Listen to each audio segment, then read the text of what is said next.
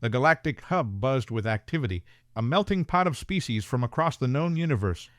Amidst the cacophony of alien languages and the whir of advanced technology, Luf found herself overwhelmed. Her iridescent blue skin sparkled under the artificial lights as she clutched Sylphie's hand, her partner's familiar presence a comfort in this strange new world. "I can't believe we're finally here," Luf whispered, her large, multifaceted eyes darting from one alien form to another. "After all those years of dreaming about the stars, we're actually standing in the heart of the galaxy." Sylphie squeezed her hand, his own excitement barely contained. "I know, my love. It's our 50th birthday gift to ourselves, and our 25th union anniversary. We've earned this." As they made their way through the crowded concourse, Luf couldn't help but marvel at the diversity around them. Beings of all shapes, sizes, and compositions moved with purpose.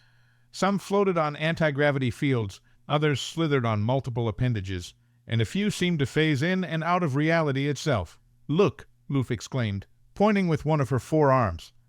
"Isn't that a quetzal? I've only ever seen them in holovids." Sylphie followed her gaze to a crystalline being that sparkled with internal light. "I think you're right.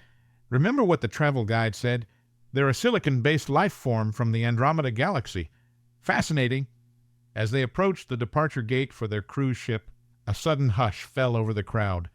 Luf felt Sylphie tense beside her, and she instinctively drew closer to him. "What's happening?" she whispered. Sylphie's eyes had gone wide, his pupils dilating to take in more light, a sure sign of stress in their species. I'm not sure. But look over there." Luf followed his gaze and saw what had caused the commotion. Walking through the crowd, which parted like water around a stone, was a bipedal being unlike any she had ever seen. It stood on two legs, with two arms swinging at its sides. Its skin was a rich brown, and atop its head was a mass of tightly coiled black hair. But what struck Luf most were its eyes, dark, intense, and somehow both predatory and intelligent. Is that what I think it is?" Luf breathed, her voice barely audible. Sylphie nodded slowly. "A human," he confirmed, his voice a mix of awe and fear. The human moved with a grace that belied its solid form, each step purposeful and measured. It wore a simple jumpsuit, but around its neck hung a pendant, a jagged piece of grayish rock that seemed unremarkable at first glance. As the human passed by them, Luf caught a whiff of an unfamiliar scent, earthy and complex, unlike anything in her experience. She found herself both repelled and inexplicably drawn to it. "I've heard stories," Sylphie murmured, "but I never thought I'd actually see one. They're so rare these days." Luf nodded, remembering the tales. Humans, the enigma of the galaxy. A species that had burst onto the galactic stage with unprecedented speed and ferocity, only to retreat to the edges of known space almost as quickly. They were spoken of in hushed tones, a mix of fear and reverence coloring every mention. As they boarded their cruise ship, the SS Celestial Dream, Luf and Sylphie found themselves assigned to a table with an eclectic mix of species for the journey. There was a quetzal named Zircon, whose crystalline form refracted the light in mesmerizing patterns.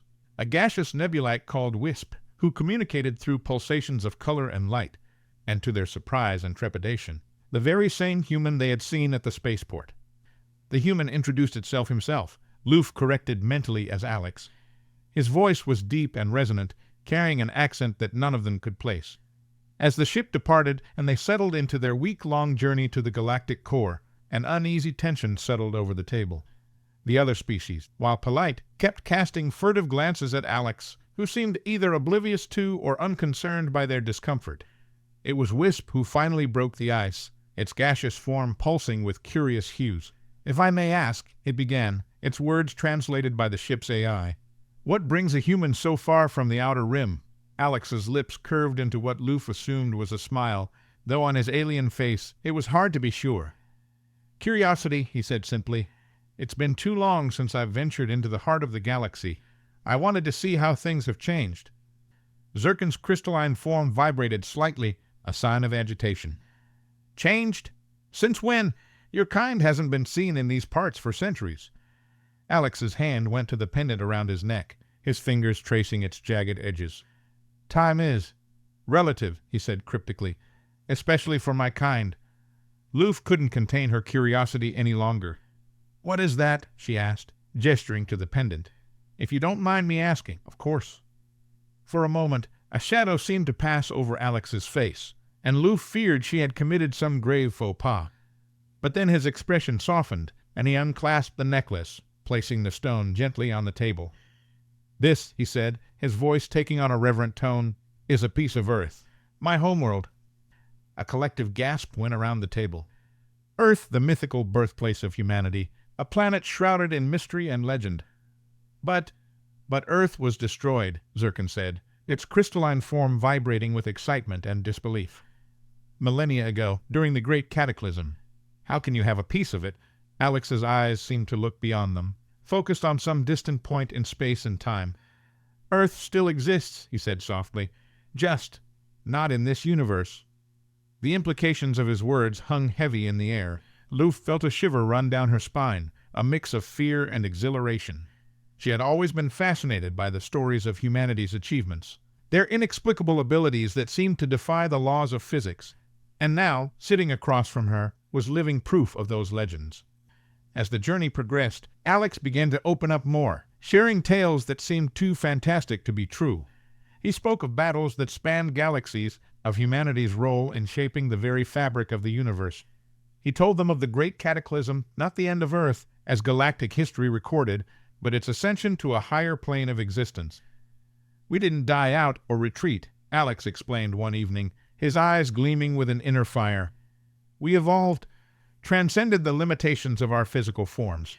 Most of humanity now exists beyond the boundaries of this reality. Those of us who remain here, in this universe, are but Echo's ambassadors and caretakers, you might say." The others listened, enraptured.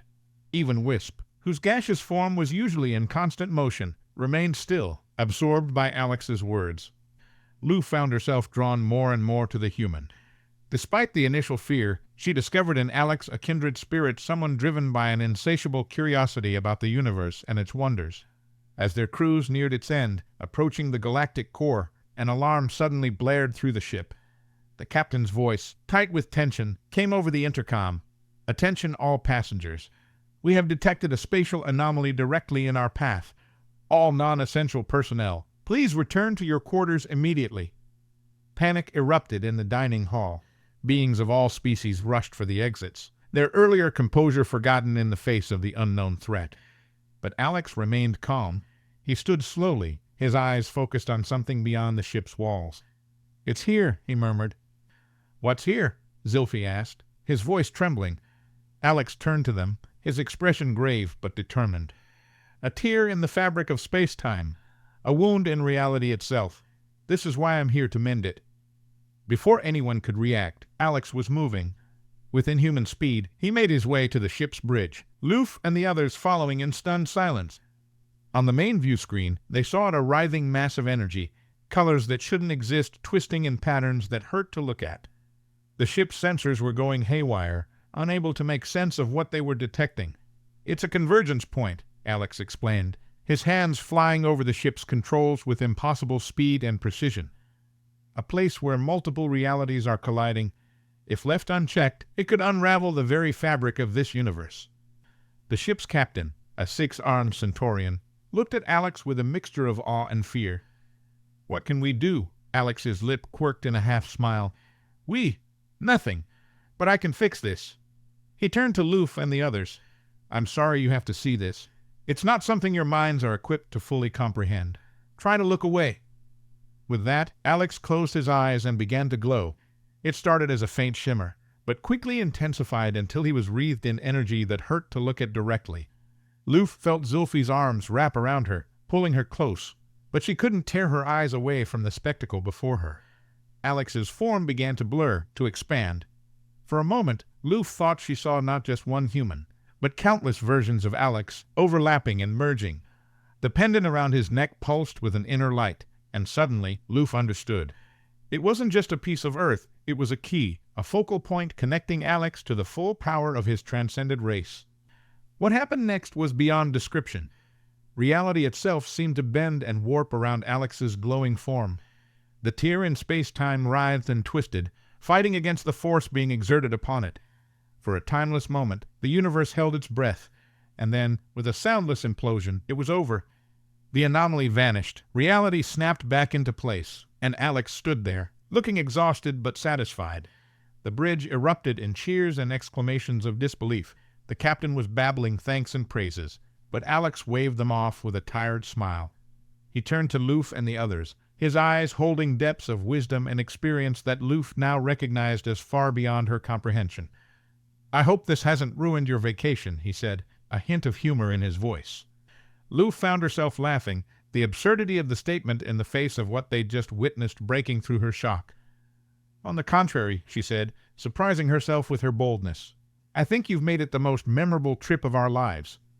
As the celestial dream resumed its journey, the passengers buzzing with excitement over their brush with both danger and the miraculous, Loof realized that her perspective had fundamentally shifted.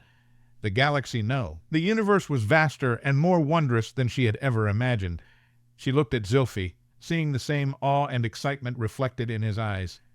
Their simple vacation had turned into an adventure beyond their wildest dreams, a glimpse into the true nature of reality and humanity's role in it.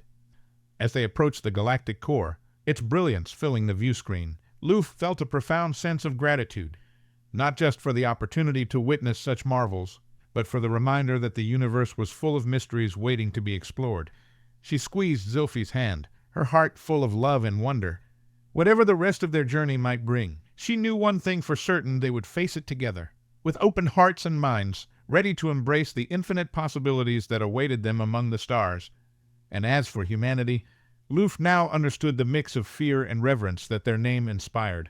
They were not conquerors or tyrants, but guardians ancient, powerful, and ultimately benevolent. The echoes of Terra resonating through the cosmos, shaping destiny on a scale she was only beginning to comprehend. As Alex bid them farewell, preparing to return to whatever unfathomable realm he called home, Loof felt a profound sense of hope for the future. In a universe where such wonders existed, where barriers between realities could be crossed and mended, anything was possible. Their vacation had turned into so much more a journey of discovery, a brush with cosmic forces beyond imagination, and a reminder that in the vast, mysterious expanse of the universe, there was always more to learn, more to explore, and more to marvel at. With the galactic core shining before them and the infinite possibilities of the cosmos stretching out in all directions, Loof and Sylphie stood hand in hand, ready to embrace whatever adventures awaited them in this grand, mysterious, and ultimately hopeful universe.